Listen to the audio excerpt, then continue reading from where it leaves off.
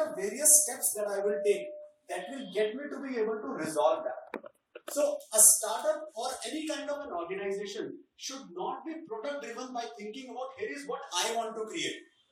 A startup or any kind of a whether it is in whichever industry you are in, a startup or an entrepreneur needs to start off with here is my customer and here is the problem statement I am looking to resolve, and now here are the various steps I will take. How you will take those steps is something that you are absolutely as a startup will have the capability to think, and you will always have a capability to be able to innovate between that. But a startup need not necessarily be I have the luxury to do whatever I can, whatever I want to because I have this open canvas.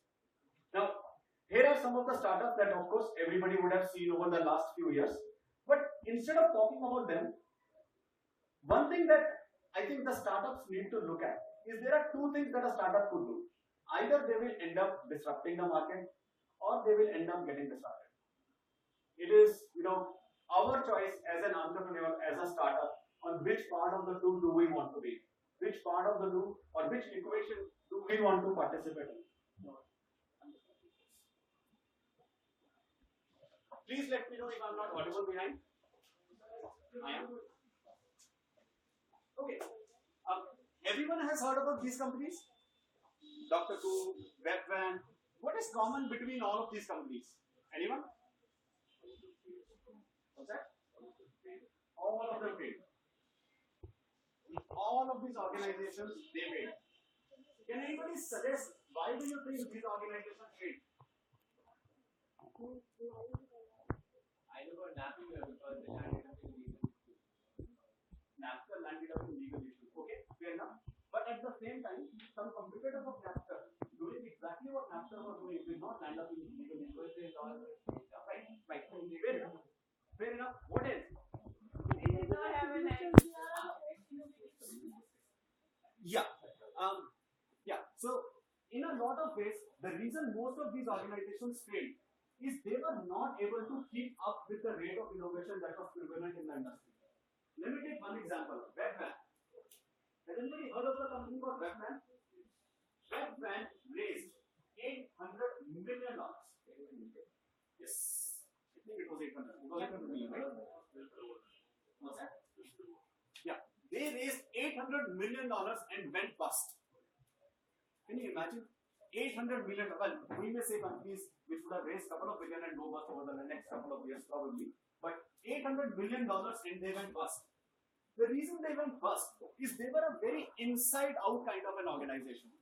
So they were thinking about what is it that they want to do and just going out and replicating that model across the world.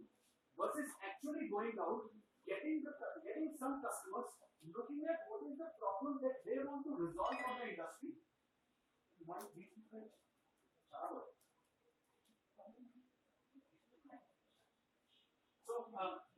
So instead of going out and instead of thinking about what problem are they looking at resolving for the customer, and then from there on going out and creating it. Now, why am I talking about this? I mean, I'm here to talk about digital marketing, not necessarily to talk about how to startups get created. The reason I'm talking about this is the fundamental problem or the fundamental challenge that the startups in India or the startups across the board are facing today. The problem is we are starting to get into an ecosystem which moves very fast. Anytime we have a bright idea, anytime we have any kind of a technology solution or a non-technology solution or a problem that we look at resolving, somebody else is already there trying to do it, and somebody else will start up and try to do it in the next some time. How do we continuously evolve and keep ourselves ahead of all the competition and ahead of everybody else that is there in that particular marketplace? And that is what we will talk about from a digital marketing perspective on how we could utilize, how we could, number one, improve the rate and pace and reach of our startup or our organizing out to the customer. Number two, how do we utilize the digital marketing mechanism to be able to identify what problems are our customers facing so that we can in a lot of ways co-create with them. And number three, empowering our customers to become a part of us. Most successful organizations that kind of will see the light of day are organizations that will have their customers become a part of them. And a customer is never going to be able to become a part of a company on their building. Don't have that power. A customer is not going to be able to become a part of a company through newspaper. Again, don't have that power. A customer is only going to be able to become a part of a company on digital. And that is where digital has a very unique space as we think about marketing in the current world.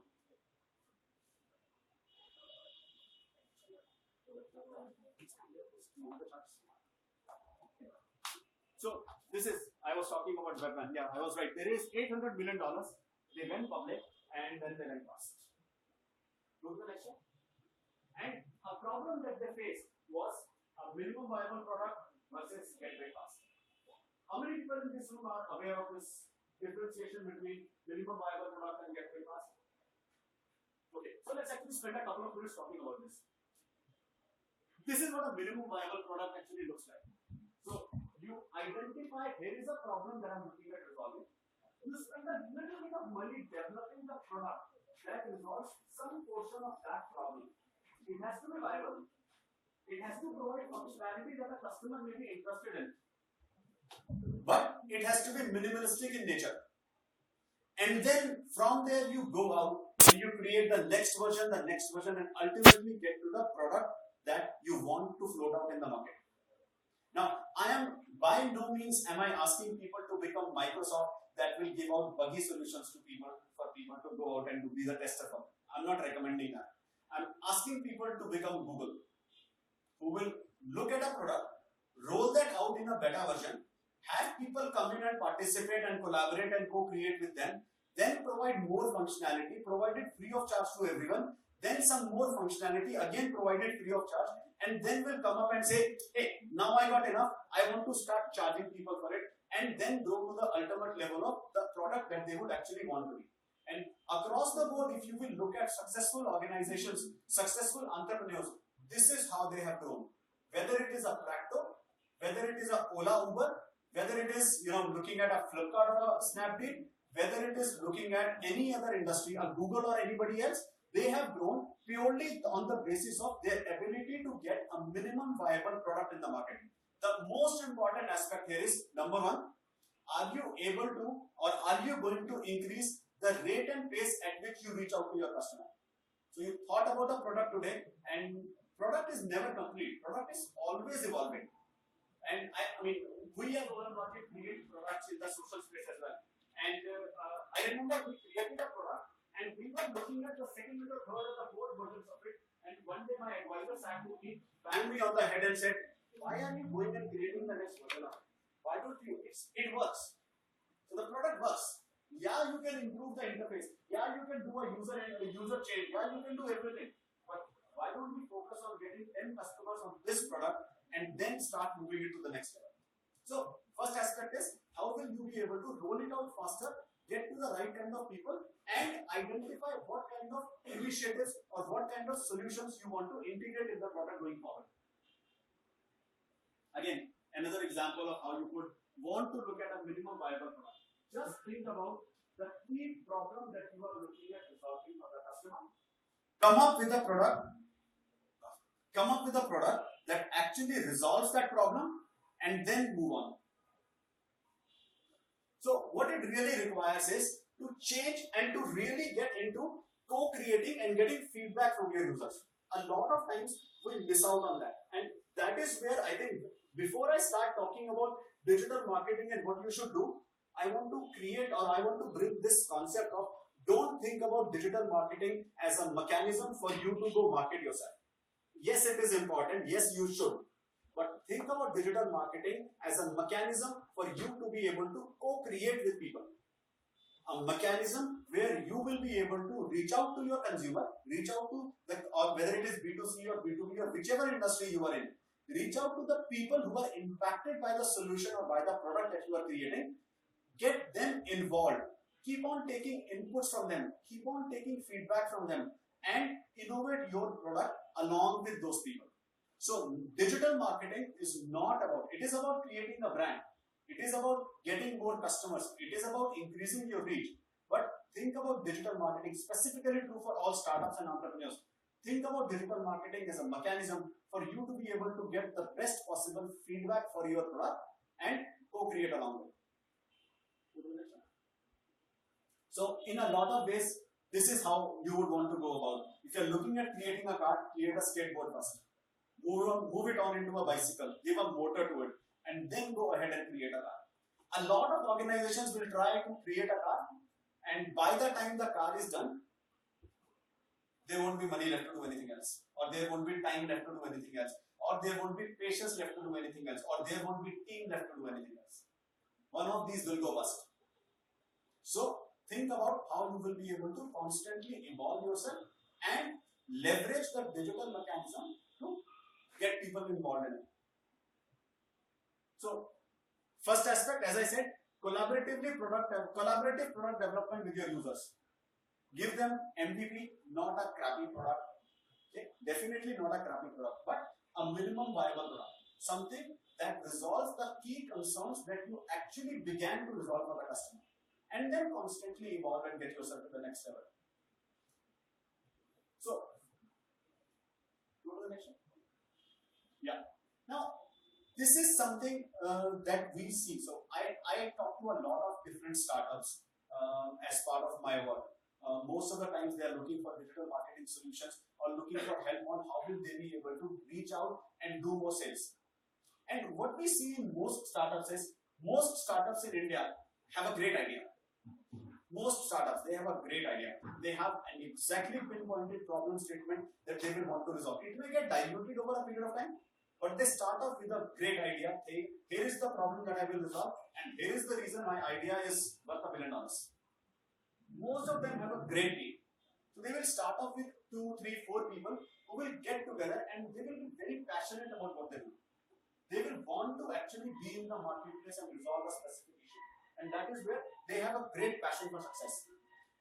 And these people then come across and they create both technology and products.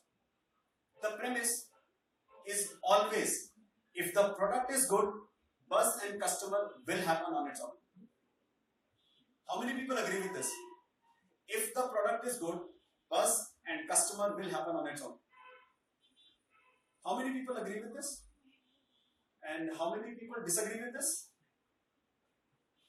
Okay. As somebody who has been doing digital marketing for the last 9 years and has looked at and worked with a lot of different kinds of startups, I can tell you, it doesn't work that way. It doesn't work that way. And I'm not saying that this has changed over the last 10 years while digital has become important. It has always been that way. If it was not that way, everybody in this room would be using an Apple computer. Nobody will ever get to Microsoft.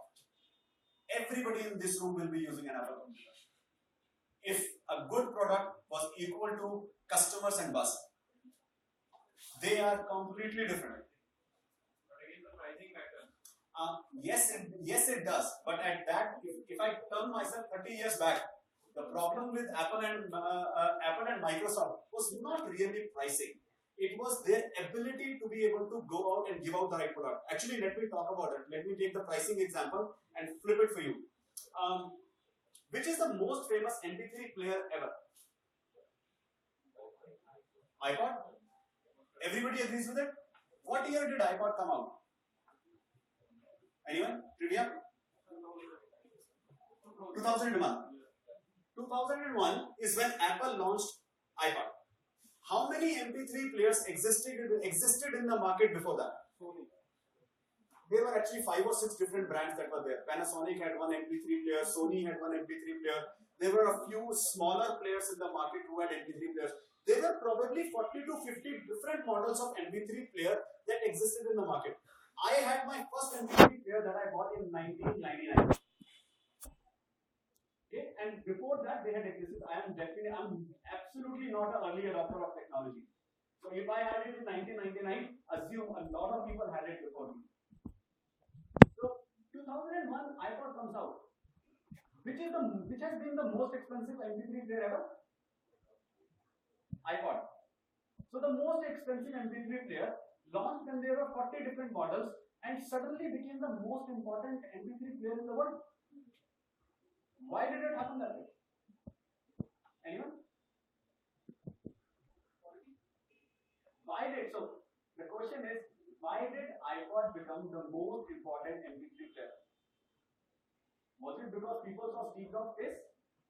varies because of the design and also the innovative UI UX was amazing. Okay, because of its UI UX. Anybody else? Feather touch. iPod did not have feather touch when it launched. Not when it launched. It was still the buttons. Anybody else? iTunes were also amazing. iTunes again was a little while later. Anybody? Why did iPod become the most important MP3 player in the world?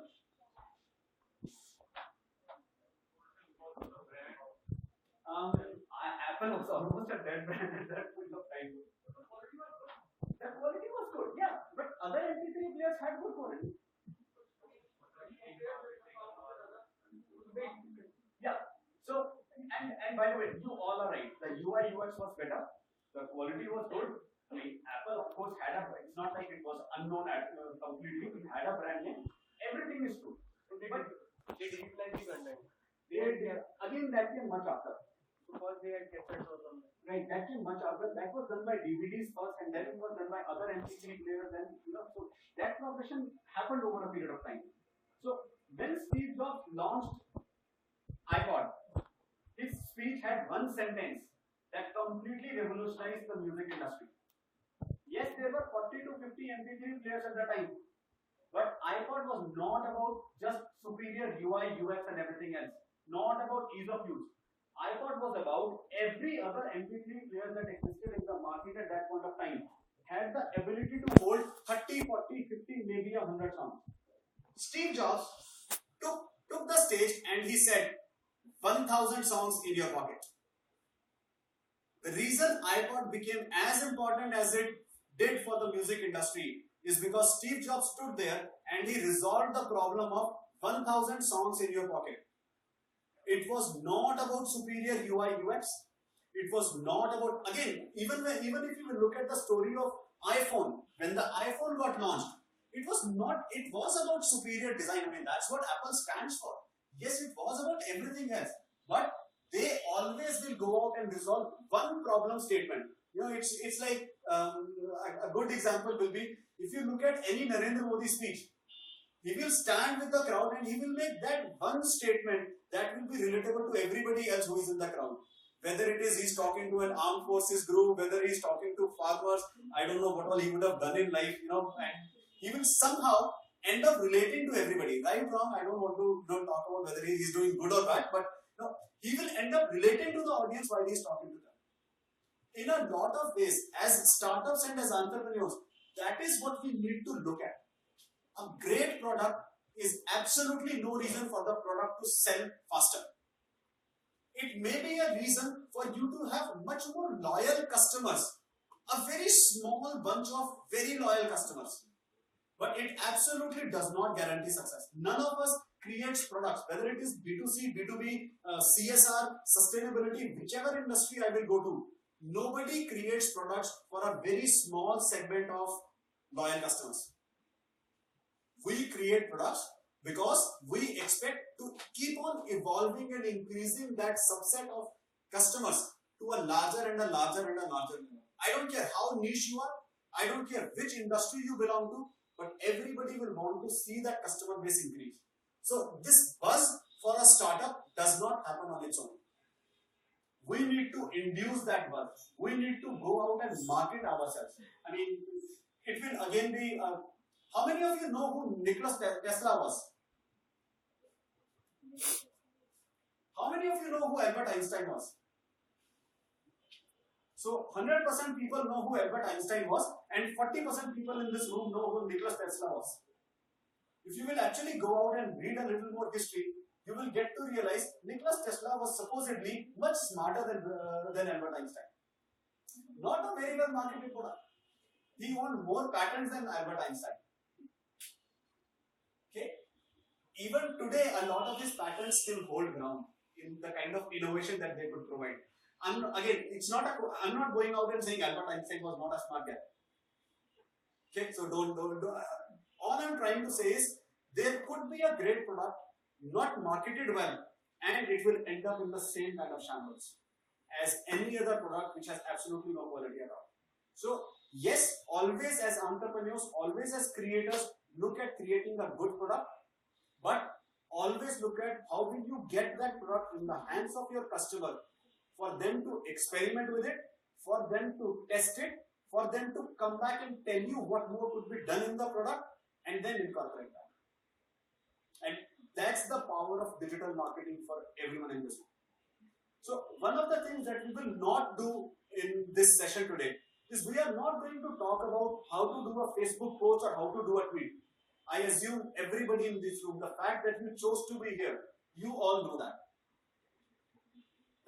So it's not, I don't want to do a social media 101 workshop. I think I will end up wasting a lot of your time if I do that. What we will do is we will talk more from the perspective of what are the challenges or problem statements that a startup or that an entrepreneur needs to think about as they think digital marketing. And then once we are done with that, what we will do is we will have a couple of examples from the audience wherein we will help create that next level digital marketing roadmap for them in terms of how they could go out and how they could improve and how they could get their product to the next level. So, buzz is not going to happen on its own. The other misconception that I wanted to deal with here, when digital marketing started, and I have had this challenge, and I'm going to take names, so pardon me for this. Growing up, when we started digital marketing, there were a couple of people in the industry that I started to really dislike. Really dislike. One of that name was Princeton. One of that name was Communicate 2. Oh, by the way, Mahesh as well as Vivek Bhargav are great friends. But I really dislike them. They spoiled the entire freaking digital industry. The entire digital industry. How did they do that? They went out to a customer and they said, it is about performance marketing. I will get you online sale. Okay? Then they will go out and say, digital outside of sales is free. It's a level playing field that has been provided to everyone. Now, I do understand, and all jokes apart, I do understand why they would make these two statements. And they are actually reasonably valid. Reasonably valid. But marketing is not free and it does not come cheap. Please do not start an enterprise or do not become an entrepreneur. Do not start an organization thinking I will need to create a great product. It will market on its own and I will be able to capture the market. Not gonna happen. I mean, you may be very lucky in a very specified niche and you would have done so many good things in your past life for you to get there. But for most of us, not gonna happen. Whenever you create a product, always think about what are the various steps that you will take to market your product. And those steps better become the most important aspect of what you will want to do. And from then on, start looking at how will the product evolve. So in a lot of ways, and I tell this to every startup that I talk to, I don't even want to know the industry that you belong to. I don't want to know the amount of money that will need to be spent for you to go create the technology or create the product you are looking at. But if you ever have a business case, always ensure the largest line item of spending on your business case is your marketing spending. Please note, I'm not saying digital marketing spending. I'm saying marketing spending. Whether that marketing spending is digital, whether that marketing spending is sales oriented, whether that marketing spending is television or newspaper or radio or events or what have you, BTL, ATL, everything, or whether that marketing spending is into this new thing called as collaborative ecosystems. We'll spend a little more time talking about collaborative ecosystems as we go forward, but it is something that we as entrepreneurs completely ignore today. Completely ignore. We don't necessarily spend a lot of time thinking about collaborative ecosystems and how we could get ourselves empowered with that. But anytime you have a business case, ensure the largest line item on your business case is your marketing spending. Go to the next slide. So let's talk about the evolution. In a lot of ways, marketing overall has been very influenced by digital. And I'm not saying this because I belong to the digital industry and because I love digital. But really, Digital has changed the paradigm of how organizations and brands would look at themselves. And it has changed the paradigm from two perspectives. Purely from two perspectives.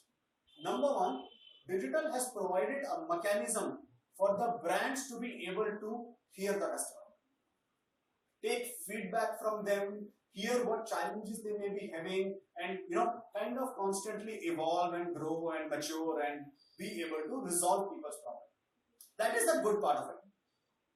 The second part is digital has taken away this notion that always existed, or this reality that always existed, which said the bigger you are, the bigger mouthpiece you have, the bigger you will be able to go out and shout.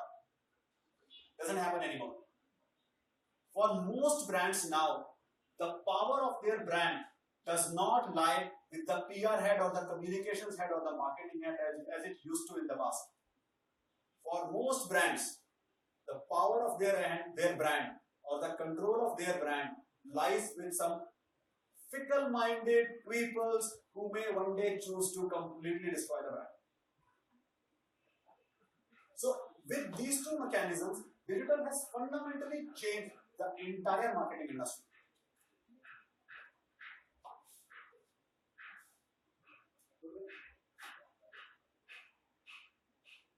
Last misconception that I wanted to talk about.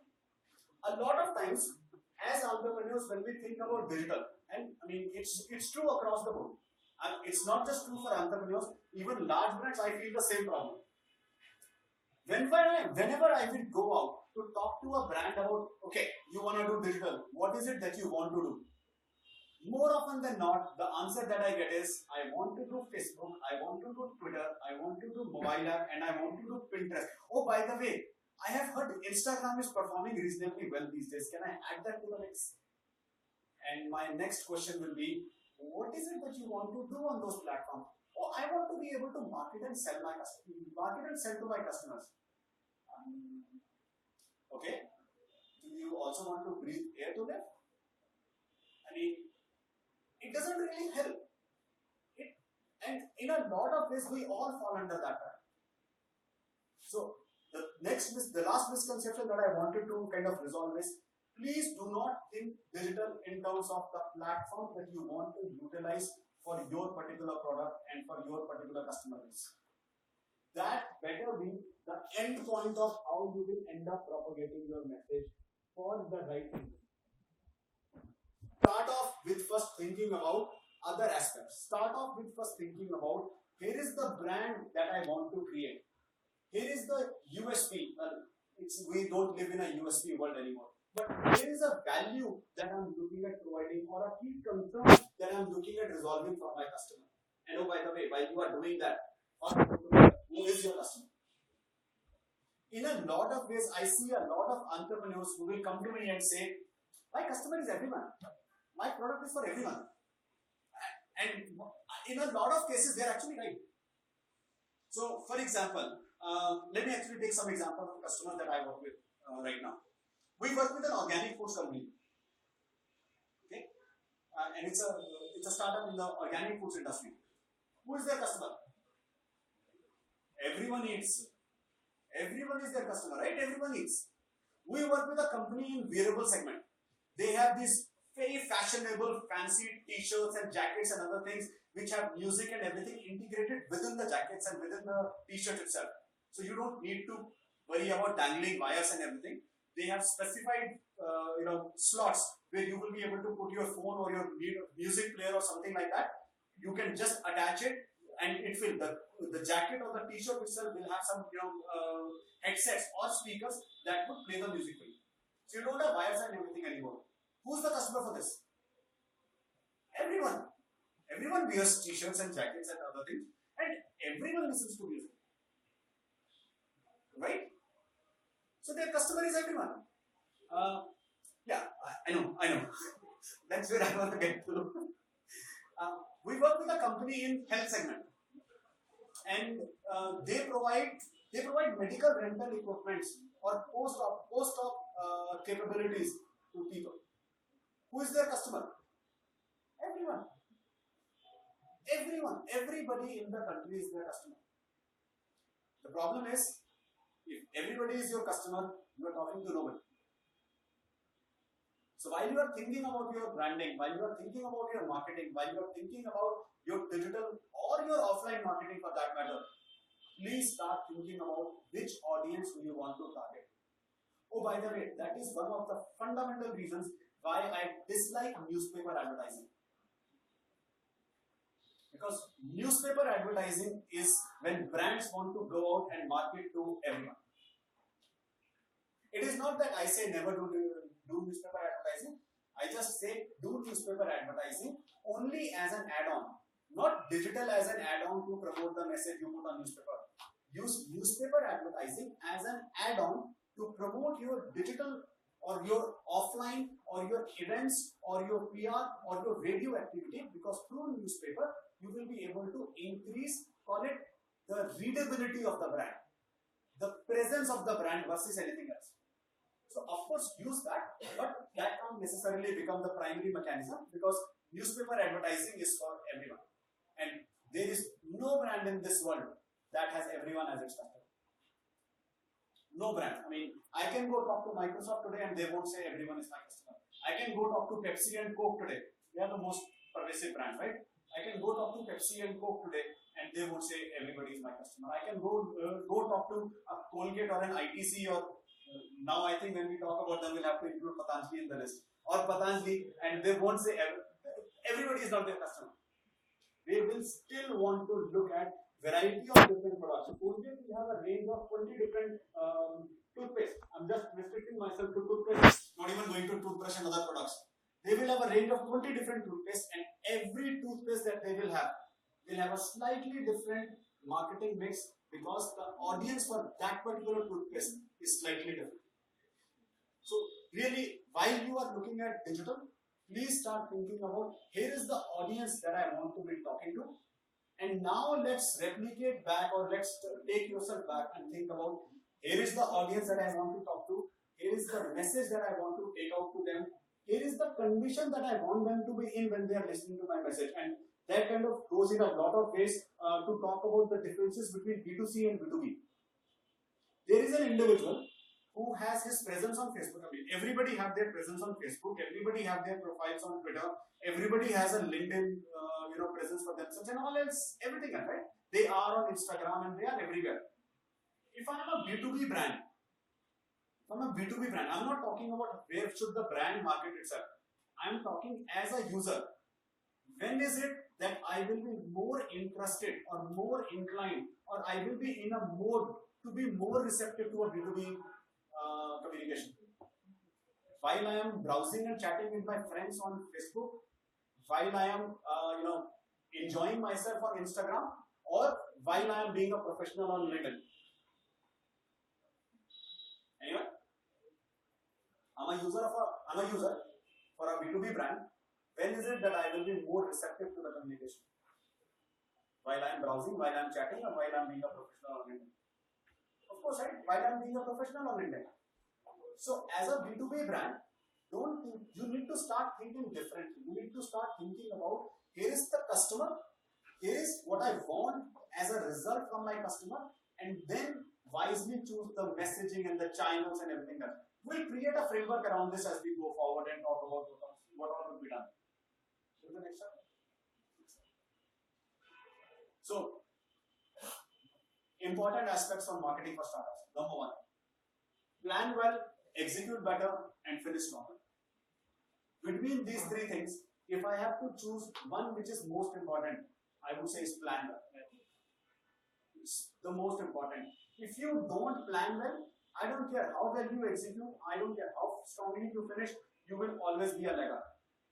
If you plan well and you screw up a little bit on your execution, you would have made some progress. So always, as you are thinking, and it is, I know it is, I'm kind of preaching to the choir here. I know everybody understands that you create technology and products and everything, so everybody knows the importance of planning. Talking about more from a marketing standpoint. Plan your marketing first. Don't open your Facebook page the day you registered your company. Your Facebook page name may not necessarily be the company name that you have just registered.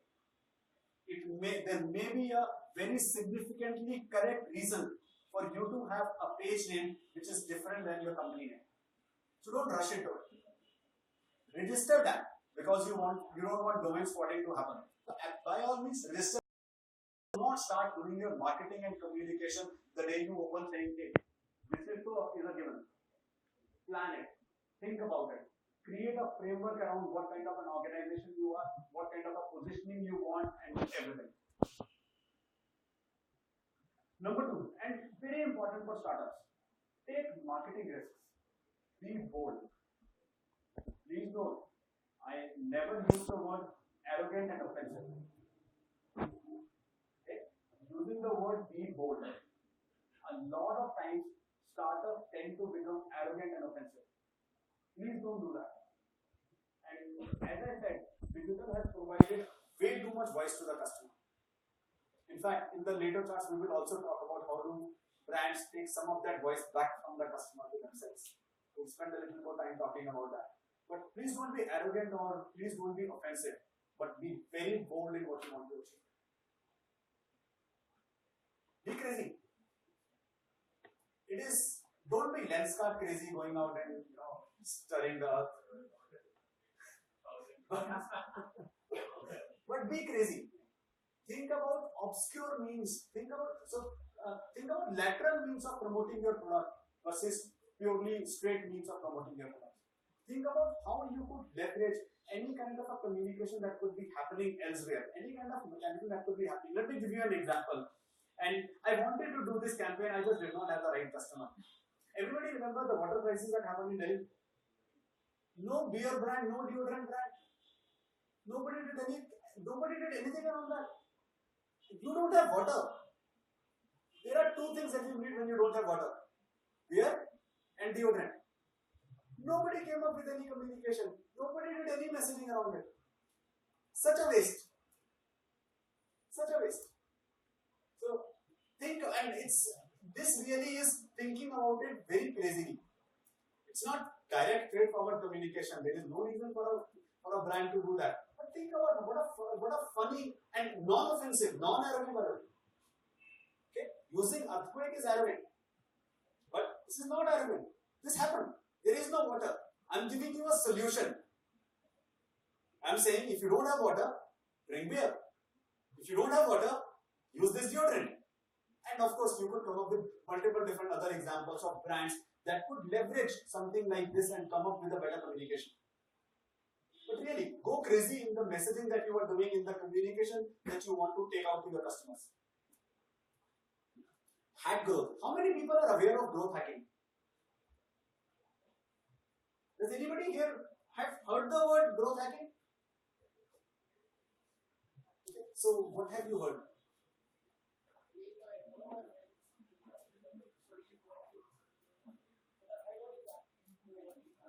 Okay, so growth hacking, if I want to very simplistically put it, growth hacking is a new age interesting name for what we